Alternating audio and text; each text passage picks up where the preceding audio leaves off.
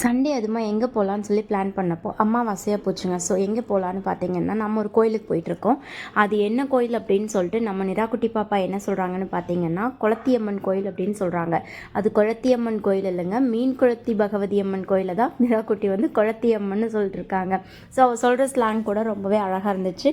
குட்டி குழந்தைங்க பேசுகிறது அழகாக இருக்கும் இல்லையா. இப்போ நம்ம ரயில்வே கேட்டை வந்து க்ராஸ் பண்ணிவிட்டு நம்ம கேரளா பார்டர் என்ட்ரு ஆகிட்டோம். ஸோ உள்ளே நம்ம போயிட்டுருக்கோம்.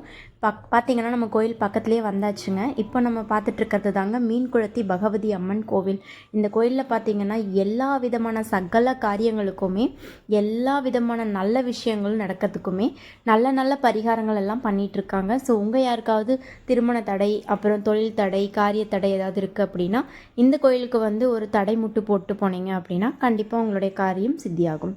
மறக்காமல் எல்லோரும் கண்டிப்பாக நம்ம மீன் குளத்தி பகவதி அம்மன் கோயிலை ஒரு டைம் விசிட் பண்ணி பாருங்கள். நம்ம வந்திருக்கிறது அமாவாசை நாள் அப்படிங்கிறதுனால ஃபுல் கூட்டமாக இருக்குங்க. எப்போவுமே வந்தோடனேயும் இங்கே இருக்கிற இந்த மீன்களை பார்த்து ஒரு அட்டண்டன்ஸ் போட்டுட்டு அதுக்கப்புறமா தாங்க நாங்கள் கோயிலுக்குள்ளேயே போவோம். ஸோ எவ்வளோ மீன் இருக்குது பார்த்தீங்களா.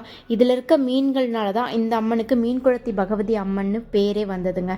ரொம்ப சக்தி வாய்ந்த கோயில், மிஸ் பண்ணிடாதீங்க. கீழே போனோடனே பார்த்தீங்கன்னா இங்கே கை கால் அலம்பிட்டு அதுக்கப்புறமா தான் கோயிலுக்கு மேலே போவாங்க.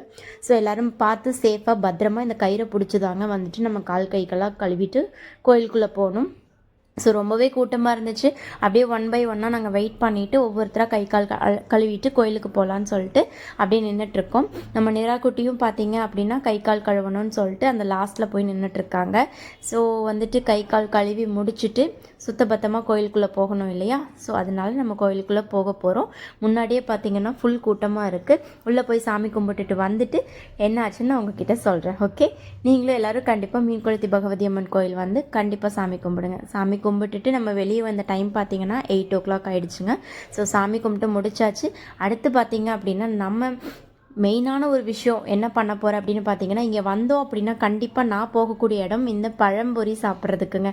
என்னோடய ஃபேவரட் இது. நான் இங்கே வந்தால் இதை சாப்பிடாம நான் கிளம்பவே மாட்டேன்.